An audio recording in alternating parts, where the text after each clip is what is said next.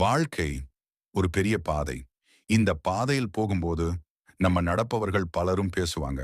சிலர் நம்மளை ஊக்குவிப்பாங்க, சிலர் நம்மளை உடைக்க வைப்பாங்க, சிலர் நம்மளை புரிந்து கொள்ள முயலும், சிலர் நம்மளை புரிந்து கொள்ளவே மாட்டாங்க. ஆனா ஒரு நிமிஷம் நின்னு யோசிச்சு பாரு. உன் வாழ்க்கையிலேயே மிக முக்கியமானவன் யாரு? நீயே.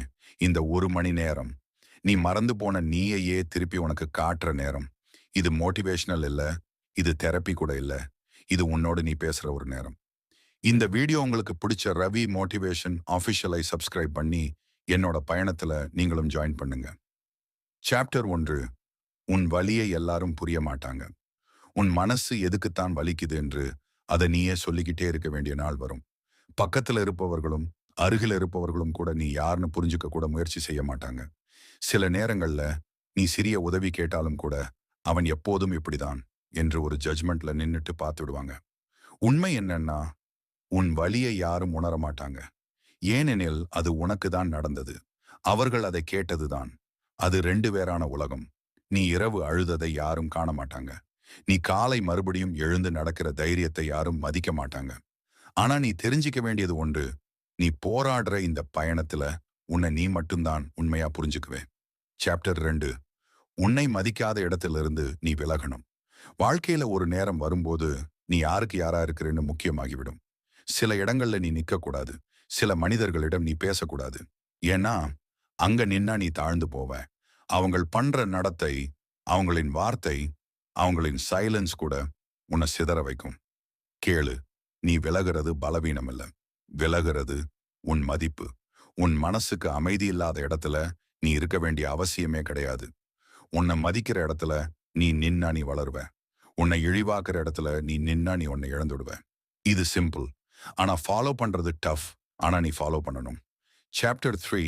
விளக்கம் எல்லாருக்கும் தேவையில்லை. சில மனிதர்களுக்கு நீ என்ன சொன்னாலும் அவங்க எப்படி வேண்டுமோ அப்படிதான் புரிஞ்சுக்குவாங்க.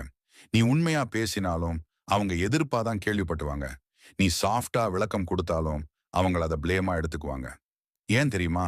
அவங்களோட மனசு முன்பே ஃபில் ஆயிருக்கும். நீ சொல்றதை பார்க்க அவங்களுக்கு ஸ்பேஸ் இல்ல. அவங்கள் நீ தவறு என்று முடிவு செய்து நின்னுட்டு இருக்கிறாங்க. இப்படியான இடங்களில் விளக்கம் சொல்லுறதே தேவையில்லை. நீ உன்னோட உண்மையை காட்ட வேண்டியது யாராவது உண்மையா பார்க்கிறவங்களுக்கு தான். மற்றவங்களிடம் மௌனமே சரியான பதில். சாப்டர் 4. அமைதி ஒரு ஆயுதம். அமைதியா இருந்தது பலவீனம் இல்ல. அமைதி என்பது நீ உன்னை கண்ட்ரோல் பண்ற பெரிய சக்தி. நீ சொன்னால் ராயட் ஆகிவிடும் நேரத்துல நீ அமைதியா நின்னிருப்பது, அது உன் பவர். சிலர் பேசுறதை விட நீ அமைதியா இருப்பதுதான் அவங்களுக்கு பிகெஸ்ட் ஷாக். ஏன்னா அது அவர்களோட உண்மையை வெளிச்சத்துக்கு கொண்டு வரும். அமைதி ஒரு கத்தி மாதிரி. அது கத்துவதில்லை, ஆனா அது உண்மையை பலி காட்டிவிடும். சாப்டர் 5. உன்னை யார் பார்க்கணும், யார் இருக்கணும்? நீ டவுனா இருந்த போது உன்னை நினைச்சவர்கள், அதுவே உன் மனிதர்கள். நீ ஹாப்பியா இருந்தப்போ உன்னோட சைடு வந்தவர்கள், அதுவே கூட்டம். நீ துன்பத்தில் இருந்த நாள் உன்னை கால் பண்ணாதவர்கள் உன்னை கண்டிப்பாக சந்தோஷத்துல கூட டிசர்வ் பண்ண மாட்டாங்க. சிலரிடம் நீ பொருத்தப்படவே மாட்டேன். சிலரிடம் நீ புரியப்படவே மாட்டேன். சிலரிடம் நீ மதிக்கப்படவே மாட்டேன். அது சரி. அவங்கள் வேறு உலகம், நீ வேறு உலகம். உன் வாழ்க்கையை நாசம் பண்றவர்களை நீக்காதவன் வாழ்க்கையை சரியாக நடத்த முடியாது. சாப்டர் 6. கடந்த காலம் உன்னை கட்டுப்படுத்த முடியாது.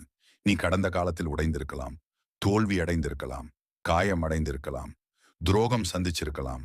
ஆனா அது உன்னை முடிவு செய்ய வந்தது இல்ல. அது உன்னை மாற்ற வந்தது. ஒரு மரக்கிளை உடைந்தாலே மரம் சாகிவிடுமா? அது இன்னொரு பக்கம் கிளை விட்டு வளரும். நீயும் அப்படித்தான். நீ எத்தனை தடவை உடைந்தாலும் உனக்குள்ளிருந்த சக்தி மீண்டும் வளர வைக்கும். தனிமை ஒரு தண்டனை இல்லை. தனிமை உன் கண்டுபிடிப்பு. ஸ்டேஜ். சாப்டர் 7. உன்னை நீ மதிச்சா உலகம் உன்னை மதிக்கும். உன்னை யார் மதிக்கணும்? உன்னை யார் காப்பாத்தணும்? உன்னை யார் புரிஞ்சுக்கணும்? ஒரே ஒருத்தன், நீதான். நீ உன்கிட்ட வைத்த வார்த்தையை காப்பாத்தினா உலகமே உன்னை மதிக்கும். நீ உன்னை விட்டுட்டா உலகம் உன்னை இழிவாக்கி விடும். உன்னை மதிக்காத இடத்துல நின்னுட்டு எப்போ மதிப்பாங்க என்று எதிர்பார்க்கிறது வாழ்க்கையே வீணாக்குறது. உன் மதிப்பு உன்னாலதான் வரும். நீ உன்னை மதிக்க ஆரம்பிச்சா உன்னை நேசிக்கிறவங்க தானாகவே வருவாங்க. நினைச்சுக்கோ, உன் வாழ்க்கை உன்னாலதான் டிசைன் செய்யப்பட வேண்டியது. உன்னை நீயே லிஃப்ட் பண்ணு. உன் பாதையை நீயே அமை. உன் உலகத்தை நீயே உருவாக்கு. நீ இன்னைக்கு இந்த 1 மணி நேரம் உன்னோட உண்மையான நீயோட பேசின. இப்ப முடிவு பண்ண வேண்டியது ஒண்ணுது. நீ உன்னை விட்டுட மாட்ட. நீ உன்னை காப்பாத்துவ. நீ உன் பாதையை நடப்ப. இந்த உலகம் உன்னை புரிஞ்சுக்கிறதுக்காக காத்திருக்காதே. நீ உன்னை புரிஞ்சுக்கோ, அது போதுமே. நீ எழுந்து நில். நீ மீண்டும் ஆரம்பி. உன்னோட புதிய பயணம் இப்போதான். உன் முதல் சக்தி, உன் முதல் ஆதரவு, உன் முதல் தைரியம் உன்தான்.